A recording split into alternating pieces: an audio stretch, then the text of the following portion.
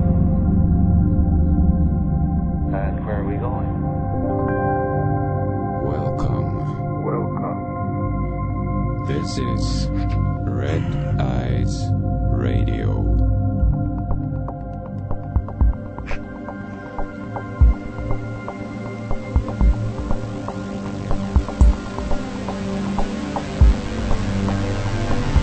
Okay, hello everyone, and welcome to Red Eyes Radio. Thank you for tuning in to bbsradio.com. This is Henrik Palmgren, and I'm coming to you live from the west coast of Sweden, and I will be your host for the following hour. Now, I'm very excited about today's show because we'll be talking about the subject that have intrigued me ever since I heard about it back in 2000 or 2001 sometime. And this is about HAARP, the strange antenna array up in Alaska. And we have no other than Jerry E. Smith joining us today. And Jerry has been a writer, editor, and activist for over 3 decades. In the early 1990s, he was the executive director to the National UFO Museum in Reno, Nevada. His biography of published works includes scores of articles and reviews, over a dozen ghost-written books, and 2 non-fiction works from Adventures Unlimited Press. HAARP, the ultimate weapon of the conspiracy, which we'll be discussing today, and Secrets of the Holy Lands, the Spear of Destiny in History and Legend. And I also want to mention that Jerry was very kind to send me a copy of his book, HAARP, the Ultimate Weapon of the Conspiracy, and I've been browsing through the book throughout the week here, and it is indeed fascinating research. And one thing I really like about the book is not that it doesn't only describe the background and the conception of HAARP, but also leaves plenty of room for discussion on many of the possible uses of this strange and mysterious facility. So before we bring Jerry on, I also want to mention that if you want to know more about Jerry, his other projects, books, or want more information about him, you can just pop on over to his website, which is jerryesmith.com. That's jerryesmith.com. And okay, so let's bring our guest on. Welcome to the program, Jerry, and thank you very much for taking the time to be here.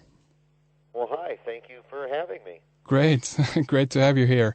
As I stated in the introduction there, I've been intrigued by HAARP ever since I read about it back in 2000 or 2001 sometime, and I guess that most people tuning into this program or who regularly visit my Red Eyes website are at least familiar with HAARP, heard about it in some sense, but we don't want to leave anyone behind, so to speak. So to start things off here, Jerry, for those who never before have heard about HAARP, maybe you can give a basic outline of what it is. Certainly. HAARP is the High Frequency Active Auroral Research Program. It is a field of antennas in southeastern Alaska. At this point, they just finished, after 15 years of working on it, they just finished constructing it this year.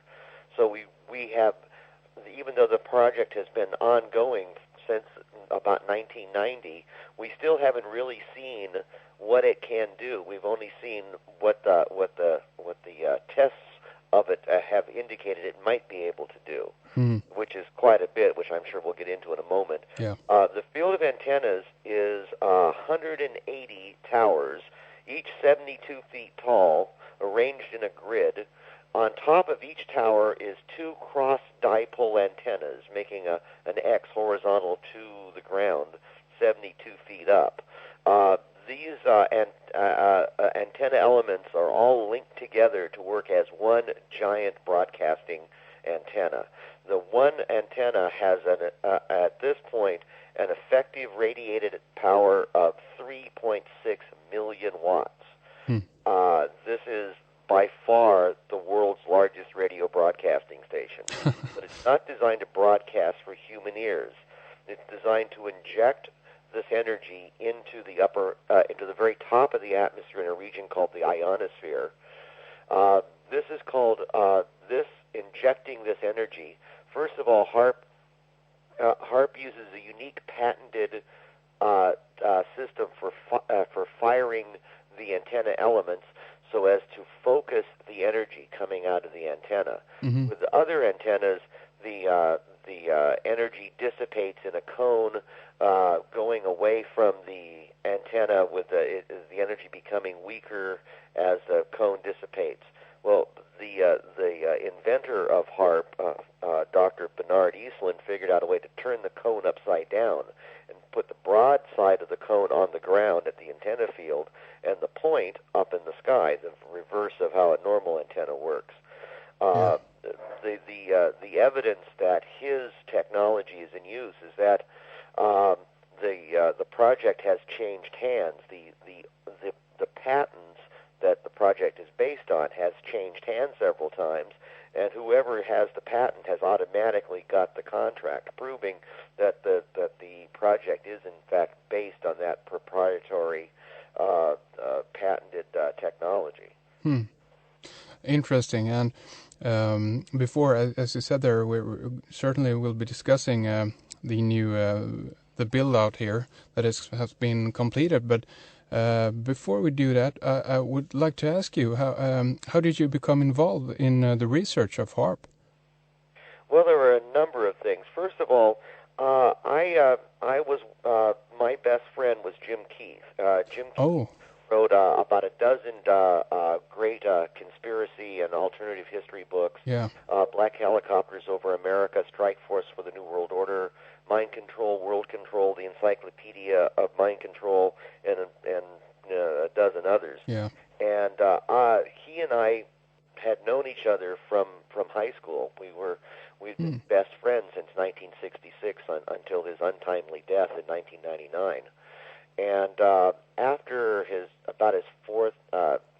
he'd had a number of books out, one of his publishers called him and said, "Hey, Jim, right now HAARP is the hottest thing on the internet. Can you write me a book on HAARP?"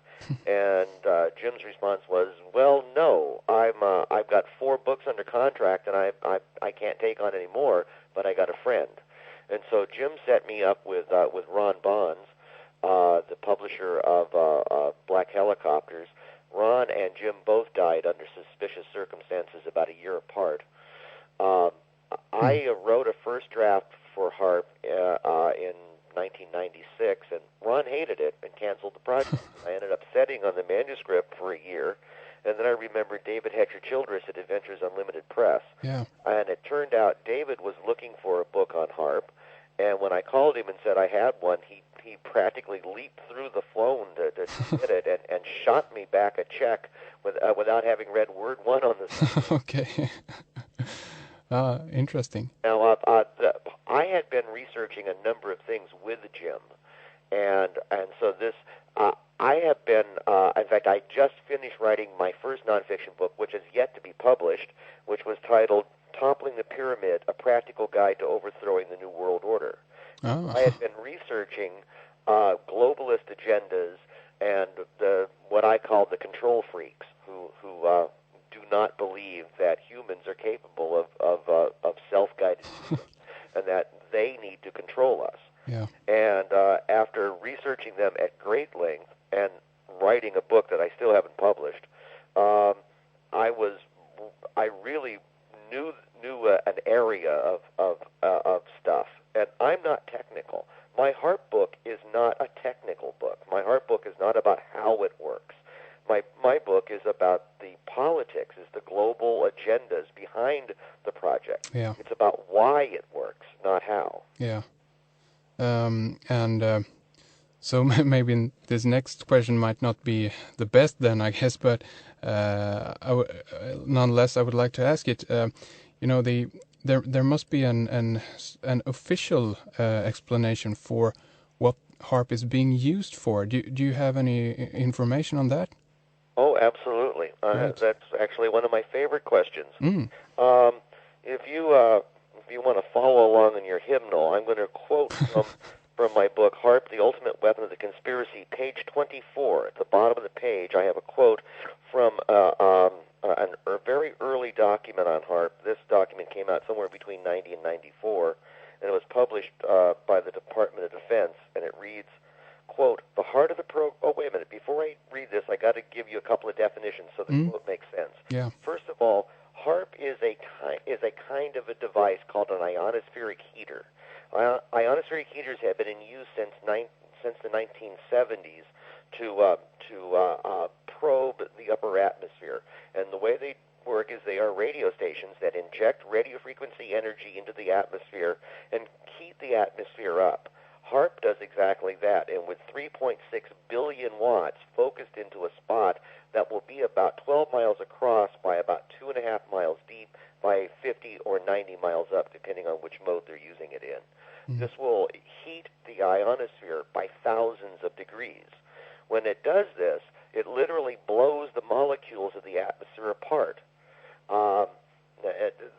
This is called, oddly enough, ionospheric enhancement. You have to love the military. Only they would think that breaking something makes it better. So what they've found is that when you heat the ionosphere, you can make it do things. One is by literally blowing the molecules of the atmosphere apart. That gives off a scream of ELF, extremely low frequency radio waves, penetrate deep into the earth and deep into the sea, which can be used for a variety of communications and surveillance technologies. So here the quote is, the heart of the program will be the development of a unique ionospheric heating capability to conduct the pioneering experiments required to adequately assess the potential for exploiting ionospheric enhancement technology for Department of Defense purposes. Now I ask you, what are Department of Defense purposes? They are to win wars. Yeah. It's literally to break things, to bring the enemy to his knees, if you will. Yeah. So the purpose of HAARP is to conduct the raw experiments necessary to find out if ionospheric enhancement technology can be used to support DoD purposes, which quite frankly means, can they weaponize the atmosphere? Yeah. Now, the project started about 1990, and I'm getting to what it's being used now for. Yeah. What they admit to it has been used in the last few years to do. The project started in the 1990s, and it went through a number of changes. They got up initially. They got up a few of the towers and antennas, and they wired them up to see basically if the stuff they bought worked. If they were buying the right stuff, it worked. So they put up more towers and wired them up to see if the field would output radio waves the way they thought it would, and that worked too. So then they put up, I think it was a field of 48 towers. And they've been working with 48 towers with a combined output of 960 kilowatts from about 1996 to